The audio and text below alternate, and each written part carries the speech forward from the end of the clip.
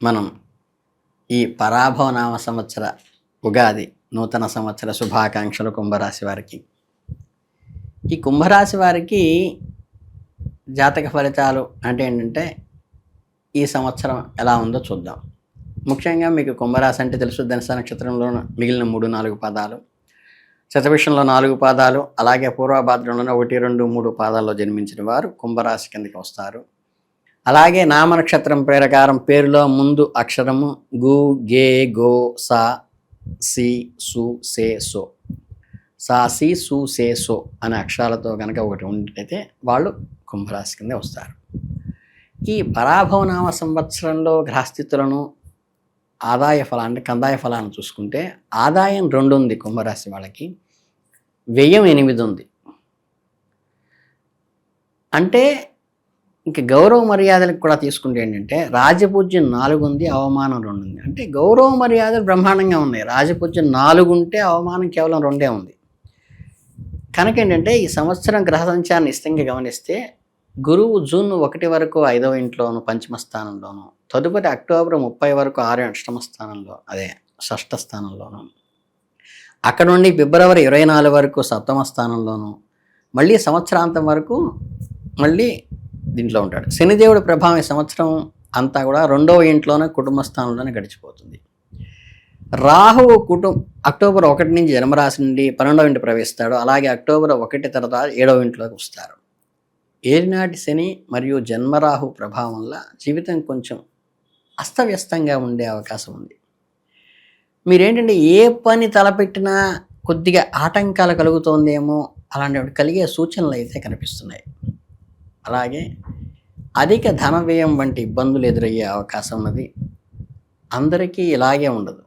మీ నక్షత్రాన్ని బట్టి అదృష్టాన్ని పెంచుకోవడానికి రత్నధారణ చేయదలిస్తే ధనిష్ట వాళ్ళకి పగడము, శతభిషం వాళ్ళకి గోమేధికం, పూర్వభాద్రం వాళ్ళకి పుష్యరాగము చేసుకుంటే మంచిది. అలాగే ఆది, సోమ, గురు, శుక్రవారాలు మంచి అదృష్ట వారాలుగా చెప్పుకోవచ్చు. దాన్ని ప్రాపర్గా ఉపయోగించుకోండి ఈ సంవత్సరం. ఇకపోతే ఉన్నత ఉద్యోగాల్లో ఉన్నవారికి తలచిన పనులన్నీ నెరవేరుతూ ఉంటాయి. సమిష్టి వ్యవహారాలు అంటే కంబైన్డ్ వాటిలో కూడా బెనిఫిట్ అవుతారు. సామాన్య ఉద్యోగస్తులకి రహస్యమైన ఆదాయం వచ్చే అవకాశం ఉంది.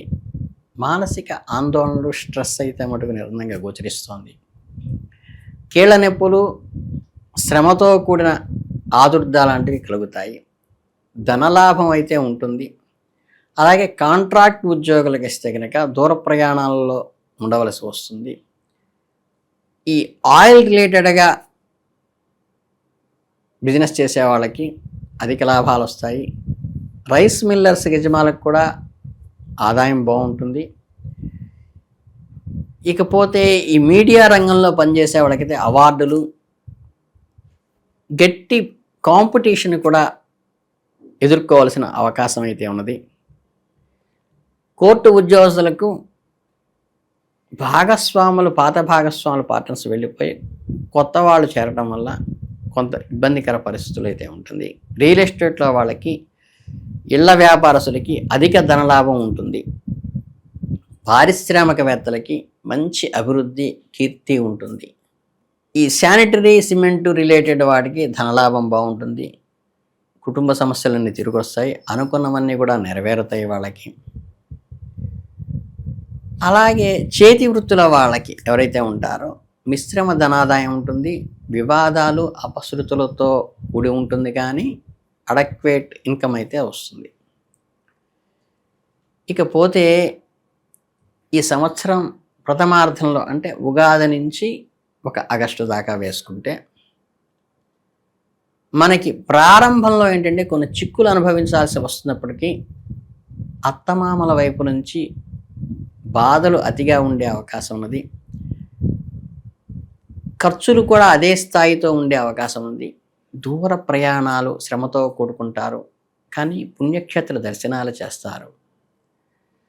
కొత్త మానసిక అనారోగ్యం కలిగేటువంటి అవకాశం ఉంది. తదనంతరం అనుకున్న పనులన్నీ పూర్తవుతూ ఉంటాయి. అధికారుల నుంచి ఒత్తిడి ఎక్కువగా ఉంటుంది. స్త్రీలతో విరోధాలు కొద్దిగా ఇబ్బంది కలిగిస్తాయి. ధనవ్యయం ఉన్నప్పటికీ కూడా సుఖము, భోగము, శుభము కలుగుతూ ఉంటాయి. ఆదాయం కూడా బాగుంటుంది. వాహన సౌఖ్యం కూడా కలుగుతుంది. పెద్ద పెద్ద వాళ్ళతో పరిచయాలు ఏర్పడతాయి. గౌరవ మర్యాదలు పెరుగుతాయి. ఆ సమయంలో మీదే పైచేయిగా ఉంటుంది. ఇక ఏప్రిల్ నెలకు వచ్చేసరికి అంటే సుఖమయ జీవనానికి బాగా అలవాటు పడతారు. స్త్రీల మూలకంగా ధన వ్యయం చేస్తారు. వృధాశ్రమతో ప్రయాణాలు చేయవలసి రావచ్చు. నానా విధమైన కష్టాలు, కొద్దిగా థెఫ్ట్ జరిగేటువంటి దొంగల భయం కూడా కలుగుతుంది వాళ్ళకి. మే నెలకు వచ్చేసరికి ఏంటంటే కొన్ని అనెథికల్ వైపు మైండ్ డైవర్ట్ అవుతుంది. సామాన్య ధనలాభాలు ఉంటాయి. భార్యాపుట్టలు చక్కగా సౌఖ్యంగానే ఉంటారు. వాహన ప్రయాణాలు అయితే కొన్ని జాగ్రత్తలు తీసుకోవటం అవసరం. జూన్ నెలకు వచ్చేసంటే మన ప్రయత్నించిన కార్యాలన్నీ అనుకూలంగా వస్తూ ఉంటాయి. నూతన కార్యక్రమంలో ఉత్సాహంగా పాల్గొంటారు. శుభకార్యాల ఆలోచన చేస్తారు. మిత్రులతో కలిసి ఫెస్టివల్స్లో పాల్గొంటారు.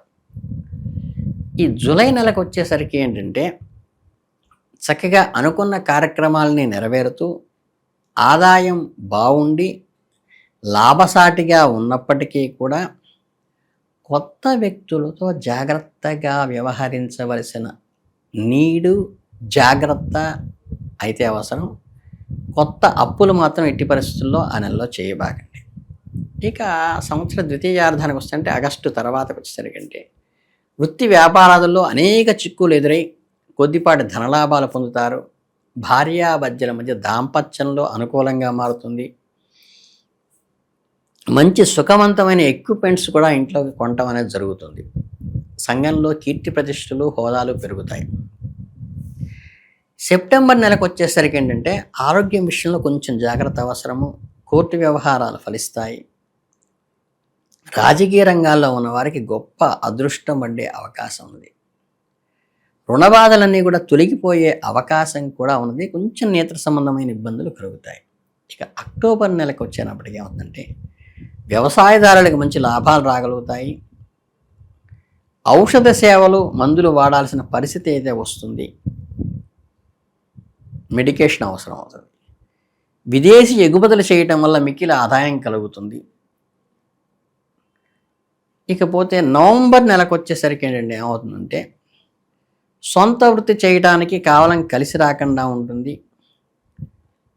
కానీ చేపట్టిన పనులన్నీ విజయం సాధిస్తారు. బిడ్డలు వృద్ధిలోకి వస్తారు. కొత్తన జీవన విధానాన్ని ప్రారంభించేటువంటి అవకాశం కూడా వాళ్ళకి కలుగుతుంది. ఇక డిసెంబర్ దగ్గరకు వచ్చేసరికి ఏంటంటే దూర ప్రయాణాలు చేయాల్సి వస్తుంది. శత్రు బాధలు కలుగుతాయి.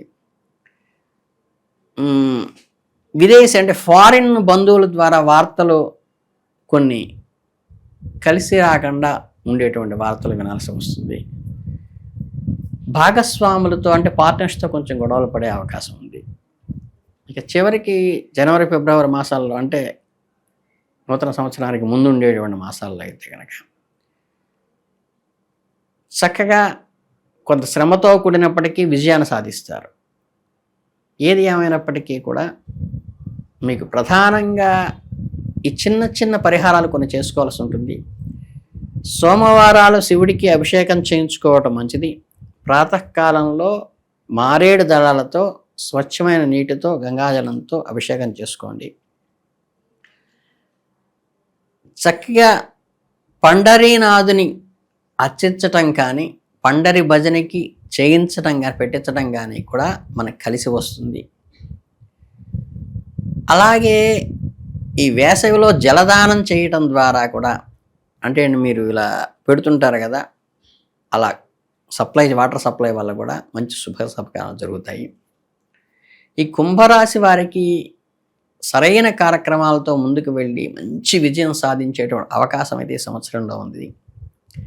ఇష్టదేవత ఆరాధనతో పాటు కులదేవతకి, గ్రామదేవతకి ఎవరైతే బాకీలు ఉన్నారో, చేయిద్దామని ఎప్పటి నుంచో చేయించలేకపోతున్నారో అవన్నీ ఖచ్చితంగా పరిష్కరించుకోండి ఈ సంవత్సరం. దానివల్ల మీకు ఆ దోషం నివారణ మంచి వృత్తిలోకి వచ్చే అవకాశం, మీకు ఇల్లు చక్కదిద్దుకోండి ఈ సంవత్సరమే అని చెప్పడం జరుగుతోంది. అది ఖచ్చితంగా ఆచరించవలసిన విషయం. అలాగే చేసేటువంటి ప్రతి రెమెడీలో కూడా మీ దైవ బలాన్ని, మీ ఆర్తిని, మీ భక్తిని మాత్రమే పరిగణలోకి తీసుకోండి తప్పితే పెట్టుబడి పెట్టే డబ్బుల్ని పరిగణలోకి తీసుకోబాకండి. వేల రూపాయలని ఖర్చు పెట్టి రెమెడీస్ చేసుకోవాల్సిన అవసరం లేదు. దైవారాధనకి మించినది లేదు. బట్ మీకు ఇష్టదైవానికి రోజు చేసుకుంటున్నట్టే మీ కులదైవానికి, గ్రామ దైవానికి బాకీలు మీ కుటుంబం తరపున, మీ వంశం తరపున ఏమన్నా ఉంటే అవి ఖచ్చితంగా క్లియర్ చేసుకోవాల్సిన అవసరం అయితే ఈ సంవత్సరం ఉన్నది. ఈ చిన్న రెమెడీ చేసుకుంటే మీరు అత్యద్భుతంగా ఈ సంవత్సరం అంతా ఆయురారోగ్య ఐశ్వర్యాలతో తొలతోగాలని, మీ కుంభరాశి వారు అత్యంత వృద్ధిలోకి రావాలని, పూర్ణ కుంభంలాగా తయారు కావాలని మనస్ఫూర్తిగా ఆశీర్వదిస్తూ శుభమస్తు.